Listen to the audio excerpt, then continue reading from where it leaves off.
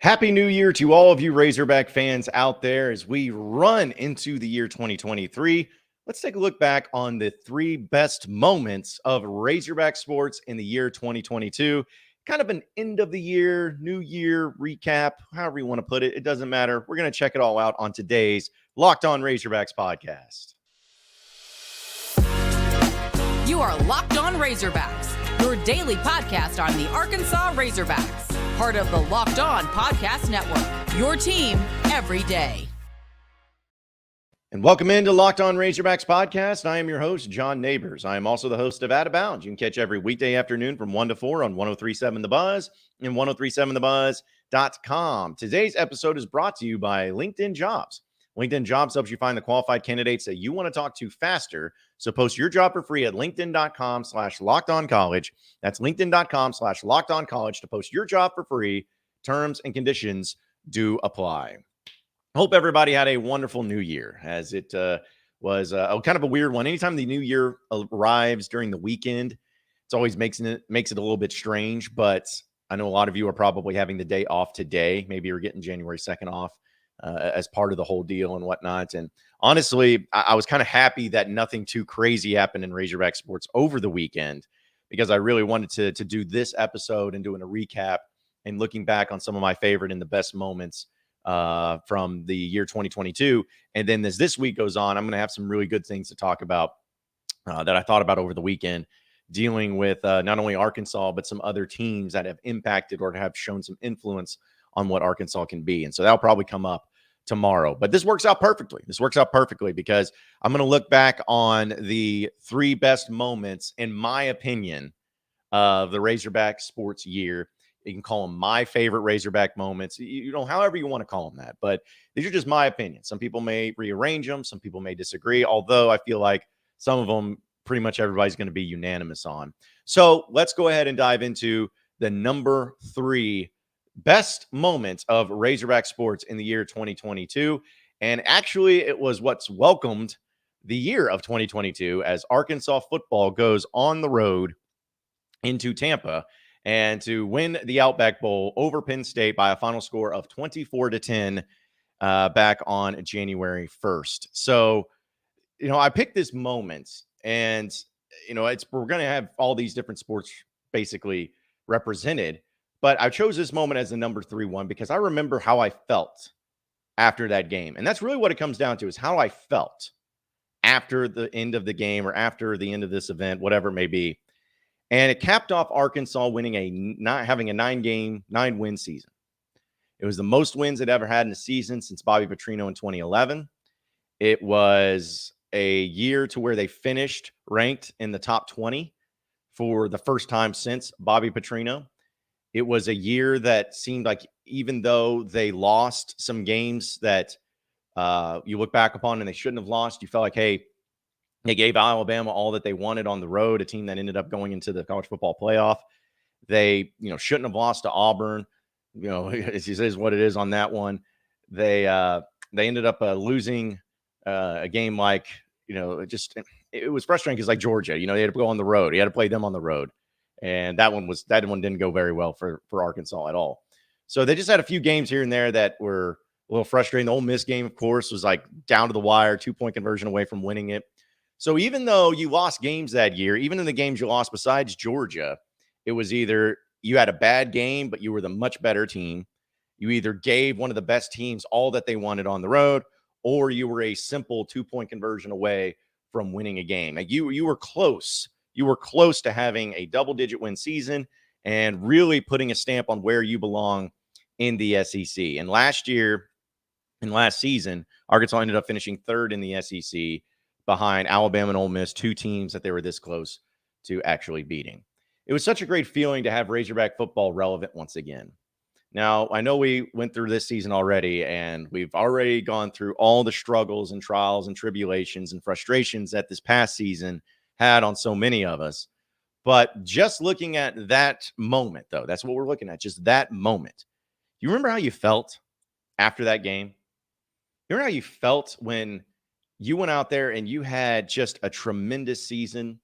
And because people forever, especially during the Brett Bielema era and even the Chad Morris era, people outside the state of Arkansas kept telling you how, hey, you're an irrelevant football program. You should be happy to even make a bowl game. Hey, like it's just Brett Bielema and Chad Morris. It's not them. It wasn't because they were bad coaches. It's just tough to win at Arkansas. That you just can't win there because you're in the SEC West with all these better teams and blah, blah, blah. That's what the mindset was from so many people outside the state of Arkansas. But all of us here in the state, all of us knew. We're like, no, that's not true. That's not true. Arkansas can be a place where you can be competitive in the SEC West. It is. It's not impossible.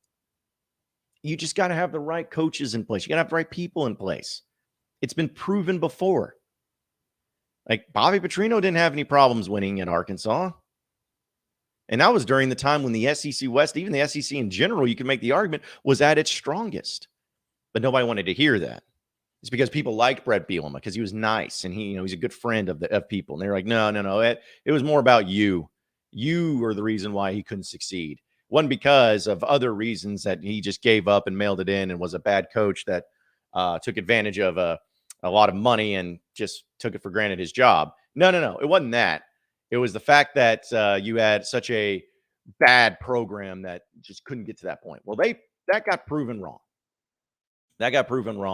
And that Outback Bowl victory solidified a great year. 9 wins. I mean, like take out the Petrino years. Like Arkansas has not had that many 9-win seasons this millennium. I mean, you had two of Petrino. You had, I think, 2 or 3 with Houston Nutt. I think it was only 2 with Houston Nutt. You had a 9-win season in early 2000. You had that 10-win season. So it's not like it happened a whole lot. And then Brett Bielema, this coach that everyone loved and said how great he was, that dude didn't even really sniff a 9-win season. And so you got to that point to where you felt like finally this is where you belong. You're being talked about in the way that you should have been talked about the whole time. And that's what that feeling was. Now we know, again, how this season went. But even after this season and the struggles that it had, I still don't feel like Arkansas is still an irrelevant program that can't compete in this conference. Because even back in this season, as we talked about, Arkansas was this close to winning 9-10 games. Like they were competitive in these games. And, it was just a bad circumstance. But you mean to tell me that Arkansas can't compete in this conference, can't compete in this division? I don't buy that. Sam Pittman proved it in year 2. And that was another thing too. Sam Pittman went from he came in with literally one of the worst situations you can find yourself where Arkansas had won 8 games in 3 years. 8 games in 3 years. He came into a situation with COVID hitting. He didn't get a spring practice. He didn't get summer workouts, barely got a fall camp, got a 10-game SEC schedule, which without a doubt, the SEC did so good by Arkansas by giving them Florida and Georgia, the toughest schedule you could possibly ever have. And he won 3 games in that year. And then the next year, he comes in and he ends up winning 9 games. One of the quickest and greatest turnarounds you'll ever see. I still believe in Sam Pittman. And I still believe that next year can be a really good year. And I still believe that there's some reasons to be hopeful about it. That's just me. But that was just a great feeling to know that you kind of proved a lot of the haters wrong. You had a quarterback in KJ Jefferson that, he had that it factor. Traylon Burks, I know that he didn't play in the bowl game, but that season he had where he's one of the greatest. I still think he's it's like McFadden, Matt Jones, Traylon Burks, all in that as far as here in the modern era of Razorback football, the SEC era of Razorback football. Those are the once every generation type of athletes, in-state guys too.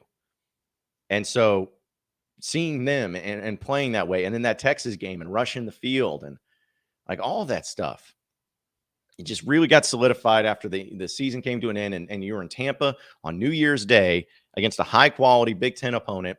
The weather was perfect. Everyone was watching it, and you just took care of business. You shut the haters up, and it was so glad and so happy to see that. So that was my number 3. My number 3 favorite, best moment of Razorback athletics in the year 2022. We'll talk about the number 2 here in just a second. But first, as a small business owner or hiring manager, you know that success in 2023 all depends on the team members you should surround yourself with. That's why you have to check out LinkedIn Jobs. With LinkedIn Jobs, you can hire qualified candidates more efficiently by matching open roles with people who have the skills, values, and experiences to achieve your goals. LinkedIn Jobs helps you quickly attract the qualified candidates to open jobs with targeting tools. They go beyond resume data, and by using the insights from your job post company and their 875 million member profiles to put you in front of the most qualified candidates that you need to be put in front of. LinkedIn Jobs makes it easy to screen and rate applicants based on your job qualification, all to one platform. So LinkedIn Jobs, remember, helps you find the qualified candidates that you want to talk to faster. So post your job for free at linkedin.com/lockedoncollege. That's linkedin.com/lockedoncollege to post your job for free. Terms and conditions do apply. You are Locked On Razorbacks, your daily podcast on the Arkansas Razorbacks. Part of the Locked On Podcast Network, your team every day. All right, so continuing on with the number 2 favorite best moment of Razorback Sports in the year 2022, and that is not the moment right there that I wanted to. So my graphics have been thrown off again. Man, I started off the year so badly. We're going to keep it right here, so I'll just go with it. Number 2. That was last week's. Number 2. This one is probably pretty obvious to most of you, but it was really just the run that Arkansas baseball went on into the College World Series and getting back to Omaha, because we all know how the year 2021 ended for Arkansas. They were the number 1 team pretty much the entire season. They did not lose a single SEC series, one of only 2 teams to ever do that in their history of the SEC. They also had a guy named Kevin Kopps who racked every award you could possibly have, who was one of the best, at least it was one of the best performances you would ever see in college baseball. He took care of business, but you lost in the supers. So then the next year, you lose Kevin Kopps, you lose a few other pieces, but you gain some other guys too. And the expectation, as always, with Arkansas baseball is to make it to Omaha. But there was some feelings that maybe this year is not going to be as good. Maybe there's going to be some problems there, but hey, you got pretty much your entire infield back. You got some quality young guys coming in. You got a phenom like Peyton Stovall coming out of high school. He's coming in too. So maybe it'd go really well. But Arkansas started off pretty fairly. They had a couple games here that they lost. Like they went down to the Round Rock Classic. They lost to Stanford, which will come back here in a little bit. They ended up losing to Southeastern in one of the opening series games there too in the non-conference. And then they kind of went on a run and they took care of business in the non-conference. They swept Kentucky at home to start SEC play. And then they go to Missouri and they win 2 out of 3 in Missouri. Okay, go doing some good things. Then they play Mississippi State, the defending champs, and a really high-ranked team. Arkansas wins 2 out of 3. Almost swept them. The final game went to 12 innings, but couldn't come on top. So they win 2 out of 3. Well, then they go to Florida and they lose this series. They win game 1, 8-1, but then they lose game 2 and 3 to lose their first SEC series in a long time. All right, well, that's going to happen going on the road and everything. But then you welcome LSU into town and you sweep LSU. That's not easy to do. And LSU was a good baseball team last year. Arkansas sweeps them. So they're back on track. They're back in the winning ways. But then they go on the road to A&M and they lose 2-1 in a frustrating game. And they win game 2, and you have the rubber match coming up. And they lose that one 11-10, which was a crazy game. So they lose another series, frustrating. Then they go and play Ole Miss. They win that series. Okay, good. Ole Miss ended up being pretty good that year. I don't remember, but still, they won that series. And then you take on Auburn, another really good team, and you win that series. So things are going really well, even though you had some couple series here and there, but you're taking care of business. You're beating really good teams. But then you lose the series to Vanderbilt at home. And you lose the first game in 10 innings. And then the final game was playing in 7 innings, and you lost that one. And then you go to Alabama, an Alabama team that has they're not even getting into the postseason. Like, they're not a good baseball team. And you lose 2 out of 3. You win game 1, but you lose game 2, and then you get smoked in game 3, 18-5. And then you go to the SEC tournament. You have to play Bama again. Well, guess what they do? They beat you again. The start, and then you lose to Florida. You're 0-2 in barbecue. You lost your chance of hosting a super regional or even a regional. You're not hosting. It's over. It's over for you. You're done. And I remember the feeling everybody had, just saying, this sucks. Our team sucks. We're not going to do anything. It's awful. Like, we just completely and totally crapped the bed it's over with. It's just not our year. And, Dave Van Horn needs to fire somebody. These players stink, whatever. We can't hit. Fire Nate Thompson. Like, it was just all those comments being made. But then postseason play starts. And Arkansas has to start over by going to Stillwater against the number 6 overall seed in the NCAA tournament. And Arkansas goes over and they take care of Grand Canyon in game 1. But then they take care of business in a thrilling fashion against Oklahoma State in game 2, winning 20-12, which that one just was a home run, great game. And that was also the game where I think Oklahoma State walked or hit batters like 4 or 5 straight times to give Arkansas not only the tying run, but to lead. And then Balls battles, knocks a grand slam deep into the night. And Arkansas takes care of business. But then the next game, they play Oklahoma State again. They lose in 10 innings, an extra innings, 14-10. So you have winner go home situation between Arkansas and Oklahoma State. And Arkansas wins 7-3 to win the regional. And Monroe Rock Reggio getting up there to bat, and bases were loaded. Arkansas was holding on to a very slim lead.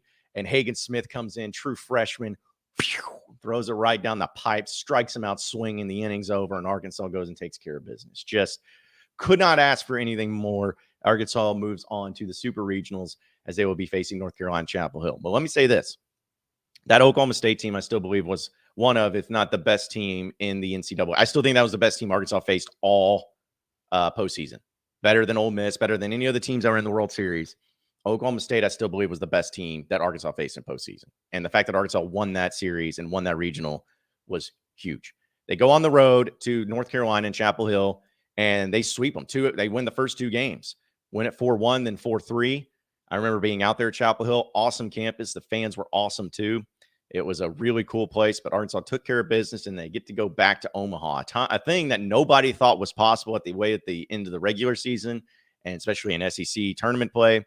Nobody thought that this team would get back to Omaha, but they did. They took care of business. And now it came down to, all right, so what are you going to do in Omaha? Well, they started off facing Stanford, a team they faced earlier in the year and lost. And the number 2 overall seed, a team that's playing really good. Arkansas plays them game 1 and beats the brakes off of them 17-2. Just destroyed them. And they got knocked out early. And then they go on to face Ole Miss, which Arkansas loses that game 13-5. And so then they face Auburn in the elimination game. They smoke Auburn 11-1. And then they face Ole Miss again. They win that one 3-2 in what was one of the most stressful games at the very end of the game that I could ever possibly think about. And then Arkansas' season, unfortunately, ended to Ole Miss 2-0. But as Ole Miss goes on to win the World Series in Omaha. So that was really frustrating. But overall, though, thinking back to that moment and getting back to that point and being a team that gets back into the World Series the way Arkansas did was incredible. Like, that run that they went on was incredible in postseason play. So many people counted them out and didn't think that they were any good and didn't think that Dave Van Horn was going to get it done. And, again, the thing that's missing from Dave Van Horn is winning a title. Like, nothing impresses me anymore. Maybe bad to say, but nothing about a baseball team impresses me anymore. You've won every individual award possible. You've had some of the best players. You've had some of the best years. You have won the SEC regular season. You won the SEC tournaments. You've won regionals and super regionals. You've hosted. You've run Round Rocks. You've won these other in-season tournaments down in Texas. Like, you've done every single thing you can possibly do, except for winning a World Series. That's the only thing that's going to impress me now. And it's probably the only thing that's going to impress all of you. But I believe one day it'll get done. I'm hopeful. But the fact that this team showed that much resiliency, and a team that a lot of people just ruled out, getting there in postseason and the fight and determination they had was pretty awesome. It was pretty incredible. So my number 2, Arkansas baseball, making it back to Omaha when so many people counted them out. We'll talk about our final moment and our most favorite, best moment, which I'm sure you are probably going to already know about here in just a second. But first, like I tell you, BetOnline.net is your number 1 source for sports betting info, news, stats, and analysis.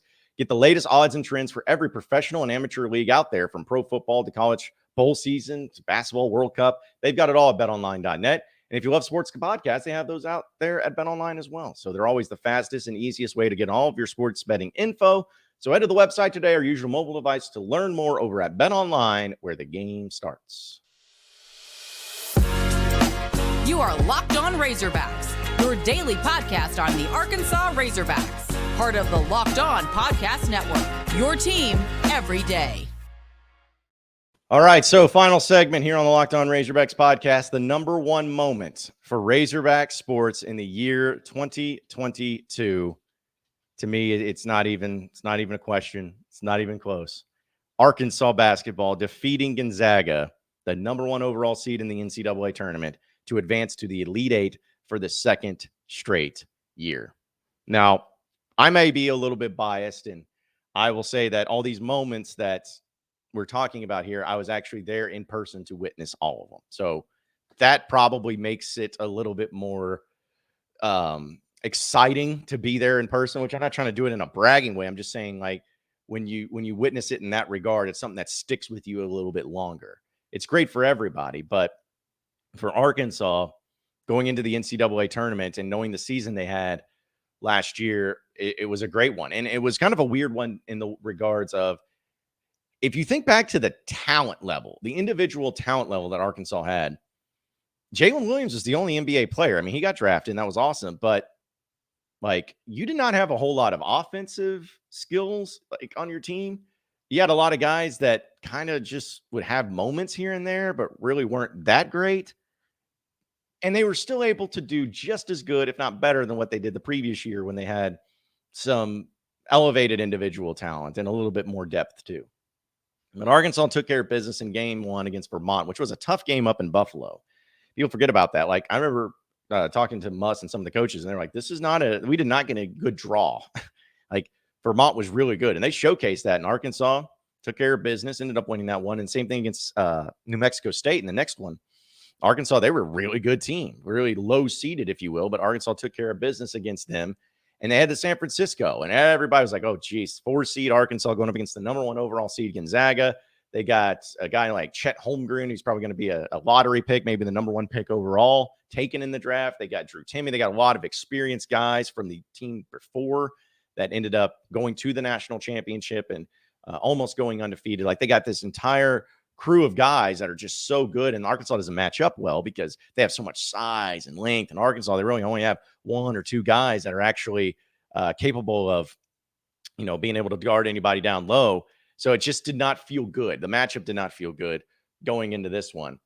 And it was just a magical moment and in a magical run and a magical game. Arkansas, like JD Note going back to this, had 21 points.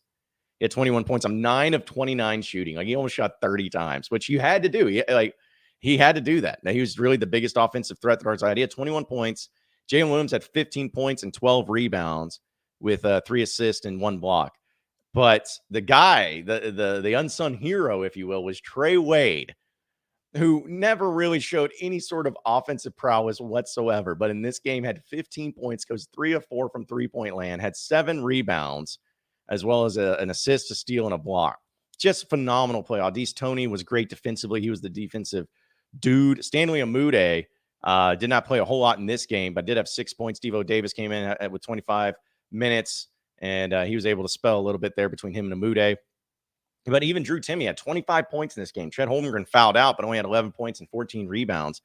But the key on what made Arkansas win this game, and of course, you could look at individual performances and great defense that Arkansas played, which they did, because Gonzaga, for those who don't remember, they were averaging 90 points a game. 90 points a game. And in this game, they only had 68. So well below their average. But what made Arkansas and helped them win this game was a simple thing of turnovers. Arkansas had 8 turnovers in this game. Gonzaga had 15. That was the difference. Great defense, causing turnovers. Chet Holmgren getting fouled out of the game was huge too. And Arkansas doing a really good job of going inside and shooting really well. Didn't shoot well from 3. They hit 7 of 25, but still has 28%. But Gonzaga didn't shoot well from 3 either. Gonzaga also shot 6 more free throws in this game. It made 6 more. And so it wasn't even like Arkansas got bailed out at the foul line. They got out-rebounded in this game too. And like, the craziest thing is also Gonzaga only had 3 block shots. For as big and as long as they were, they only had 3 block shots in this game. Arkansas had 6. But it came down to turnovers. It came down to the fact that Arkansas minimalized their mistakes, and they were able to get Gonzaga to have more turnovers than they normally did, because I think they were only averaging around 10, and that was the difference in the game. But how awesome was that? Like, how awesome was that moment of being able to knock off the number 1 overall seed and everyone watching and everyone was rooting for you for the most part. They love the underdogs. And I wish I could play it, but, copyright stuff. But, hearing Jim Nance of saying, Fayetteville is 1,200 and whatever miles away, but you can hear the call of the Hogs all the way from San Francisco. Like just hearing Jim Nance say that. And to beat the number 1 overall seed. And when you just didn't feel like you had a chance, you didn't feel like you matched up well. But with Eric Musselman, you can never count him out, especially when he has time to prepare. But that was my favorite moment. And I remember being there in San Francisco. And sometimes it's really hard to be an astute member of the media that tries to act professionally at times. But I was there with other media guys, and we all kept it cool. But when we get down into the tunnel, we're trying to get to the press conference and everything. We are just like, okay. Could they do this? Could they really get to the Final Four? Like that was the question. I know that Duke was in front of them and they ended up losing to Duke anyways. But it was like one of those feelings like, hey man, if they can beat Gonzaga, they can beat anybody. And so there was just this feeling of like, oh my gosh, is this going to be it? This is going to be it. Can you believe this? Blowing of minds. And then Arkansas, of course, lost to Duke. Still had a great year. Still know this season's got a lot of time left, but they signed an incredible class. But without a doubt, that was one of the best feelings I've had, not only this past year, but as a Razorback fan in a long time, to be at that point, to knock off some big Goliath in the NCAA tournament, to be that team that knocks off the big high seed team, to be you're not a Cinderella story because you're Arkansas, but to have that big upset and just to see all those Gonzaga fans go home where it was so close to where they had, like they had all the fans there. They all traveled well. They were all very upset and angry and sad and all that. But man, it just felt good to wave bye to them. Be like, hey, that's really cute that you have a great basketball program out there in Spokane, but you just got whooped by the Arkansas Razorbacks where they have one guy that's over the height of 6'8", and you had like 4 7-footers. Felt pretty good about that. But what a year. Hopefully 2023 ends up being an even better year for Razorback athletics. I'm hoping, I'm praying. Let's see how it goes. But if it can get off to a really great start with Razorback basketball, and if they can continue on and have some great moments in basketball and maybe even do some damage in the NCAA tournament once again, I think it'll be another great year for Razorback athletics. But appreciate everybody listening into the Locked On Razorbacks podcast. Be sure to like and subscribe to the podcast on iTunes or on Google Play. You can also get after me on Twitter at BuzzJohnNabors for any questions, comments, concerns that you may have. We'll keep it going from there. Same podcast time, same podcast channel tomorrow afternoon. Have a great day, everybody. We'll see you then.